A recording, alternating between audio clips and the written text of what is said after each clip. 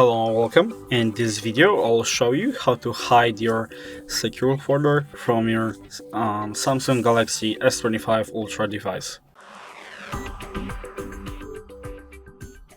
So the first step of the operation would be finding your secure folder, and I would recommend quickly getting into their settings by holding onto it, pressing the information icon and pressing secure folder settings, and here toggle this switch off to hide the secure folder, and as you can see it disappeared. To access it, you can now just go to settings and find the secure folder,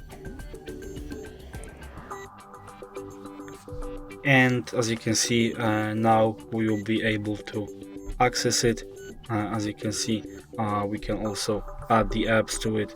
So we're done for the video. If you considered it helpful, leave a like, subscribe, and thanks for watching.